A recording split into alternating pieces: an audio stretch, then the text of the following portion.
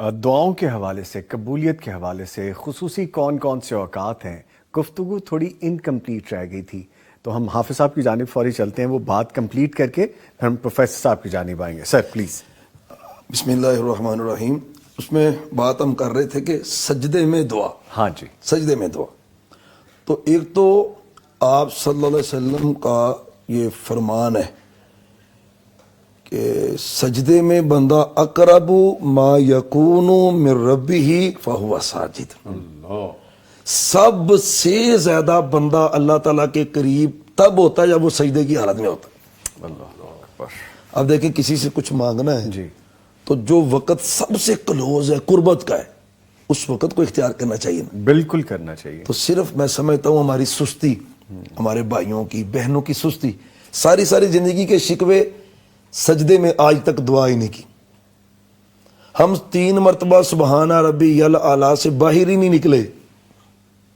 نوافل میں دعا کریں. آپ کہہ رہے ہیں فَأَكْثِرُوا فِيهِ الدُّعَاء کہ سجدوں میں زیادہ کثرت سے دعا کرو. فَقَامِنٌ أَن يُسْتَجَابَ لَكُمْ.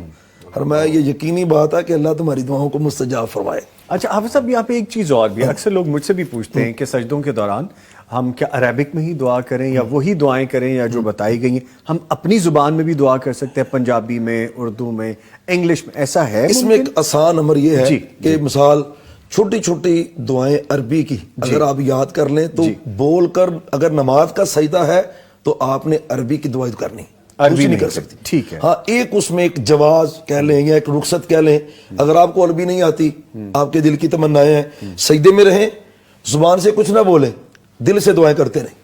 اچھا یہ سجدے میں رہیں، زبان سے الفاظ نہ پڑھیں کیونکہ وہ نماز جو ہے وہ عربک. جی. اس میں پھر اپنے دل سے آپ کی جو التجائیں ہیں نا، آپ اس کو اللہ سے کہتے رہیں، دل میں سجدے میں رہیں. آپ کی حالت بھی کاؤنٹ ہو جائے گی اور آپ کی دعا بھی کاؤنٹ ہو جائے گی. حافظ صاحب، میں نے ایک صاحب کو سنا سرگوشیاں کیا کہہ رہے تھے وہ اللہ تعالیٰ سے. ایک تو وہ سجدے کی حالت میں تھے، دوسرا کہتے یا ربی یا رب یا رب. اتنی سرگوشیاں کی اس اللہ کے نیک بخت نے، مجھے بڑا رشک آیا اس شخصیت پہ. یقین جانے سے میں نا، اب موضوع تو ہمارا ہے رمضان، لیکن چونکہ بات آ گئی ہے اور کبھی یہ موضوع ہوگا ہمارا دعا کا اور ہم بیٹھیں گے تو پھر اللہ کچھ باتیں ہم سے نکلوائے ایسی، بلکہ بھی دعا کے لیے میں نے آپ سے گزارش بھی کرنی ہے انشاءاللہ اللہ میں توفیق دے. تو سجدے میں ایکسپٹ کر. بدر میں اتنی بڑی پریشانی آ گئی، 313 ہے، ادھر 1000 ہے، اور جمع بونجی سونے کی ساری وہی ہے علیہ السلام. اللہ، اس اتنی بڑی پریشانی میں کیا کیا ہے آپ نے؟ فوراً سجدہ شروع کر دیا. اللہ، اب دیکھیں کتنی اہمیت ہے، یہ سبق کیا ہے ہمارے لیے. میں ایک اور بات اس میں ایڈ کر دوں، یہ سجدہ اور یہ بدر بھی رمضان کے مہینے میں. اللہ اکبر. رمضان کے مہینے، یہ بھی رمضان کا رمضان کے مہینے میں. ٹھیک. جنگ بدر، رمضان، آئی ہوئی پریشانی اور اللہ اس کو رفع کیسے کر رہا ہے؟ سجدے کی حالت. جی. تو ایک اور اس میں ایک بات چھوٹی سی ایڈ کرتا ہوں. یقین جانے سب سے بڑا صدمہ اور سب سے بڑی ٹینشن وہ قیامت کے دن کی ہے. اس دن کی ٹینشن کو اللہ سجدے کی برکت سے دور کر رہا ہے. جزاک اللہ. یعنی میں اپنے الفاظ میں یہ کہتا ہوتا ہوں کہ دنیا کی ہر پریشانی کا حل سجدے میں، اور آخرت کی ہر پریشانی کا حل اللہ نے سجدے میں رکھا ہوا ہے. آپ سجدہ کریں گے، اتنا لمبا سجدہ ہوگا، حدیث میں آتا ہے کہ اللہ کو پہلے بھی کبھی اتنا غصہ نہیں آیا ہوگا اور اس کے بعد بھی کبھی اتنا غصہ نہیں آئے گا جتنا قیامت کے دن ہوگا. اور وہ غصہ ختم کیسے ہو رہا ہے؟ سجدے کی برکت سے. اور اللہ کہہ رہے ہیں رفع راسک یا محمد صلی اللہ علیہ وآلہ وسلم. محبوب سر اٹھائیں، اب آپ مانگتے جائیں، اللہ آپ کو عطا کرتا جائے. سبحان اللہ. خدا را رمضان ہے، سجدے میں اللہ سے مانگیں. سجدے میں پھر افطاری آ گئی ہے.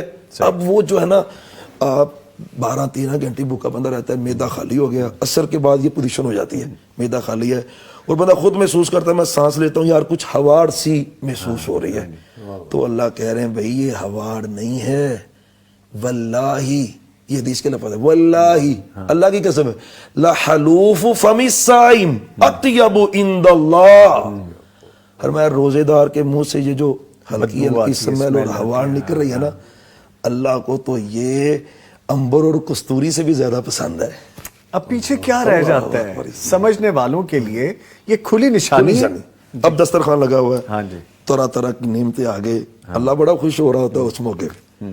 اور اتنا خوش ہو رہا ہے وَلِلَّهِ يُتَقَاءُ مِنَ النَّارِ، اللہ جہنم سے آزادی بھی دے رہا ہوتا ہے، چلو فلانا بندہ بھی آزاد، اس موقع پہ دعا کریں۔ میں یہاں پہ کہوں گا ہمارے بعض بھائی نا گھر والیوں کو پکوڑے بنائیں، فروٹ چاٹ بنائیں، یہ ڈش بنائیں، بھائی بنوائیں، منع نہیں کر رہے، لیکن خدا رہا ان کو دعا کا موقع بھی دینا، بٹھا لیں ان کو ان کو ساتھ، بھی ان بٹھانے، بھی یہ دعا 10-15 کریں۔ منٹ پہلے کلوز پہلے کریں، آ ساری فیملی بیٹھے، بیٹھ جائے۔ پھر اللہ بڑا خوش ہوتا ہے کہ کھانے آگے پڑے ہیں، میرا بندہ کھا نہیں رہا۔ نعمتیں ہیں ہاں، لیکن رکا ہوا ہے میرے حکم کے مطابق۔ یہ ہے وہ سب سے بڑی نعمت جو اللہ بندے کو نصیب کر رہا ہے۔ بھوک بھی لگی ہے، سب کچھ ہے، لیکن جب تک اللہ اکبر کی صدا نہیں آتی یہ ایک لقمہ بھی نہیں کھاتا۔ ٹھیک، تو اس موقع پہ کوشش کریں، فیملی سمیت دعا کریں، اللہ دعا رد نہیں کرتا۔ ٹھیک، تو مثال سجدے کی دعا ہے۔ تشہد کے بارے میں آپ صلی اللہ علیہ وسلم نے ایک بندے کو دیکھا، اس نے دعا تشہد میں بیٹھا اور جلدی جلدی ربی اغفر لی وارحمنی، فرمایا اجلتا ایھا المصلی، تو نے جلدی کی ہے، پہلے اللہ کی ثنا تو بیان کرنا، التحیات للہ والصلوات والطیبات، پھر مجھ پہ درود پڑھ اللہم صلی علی محمد وعلی آل محمد، پھر جو تیرا دل کرتا ہے اللہ سے مانگ، مانگی جا، جو تیرا دل کرتا ہے مانگ۔ گارنٹی کیا ہے؟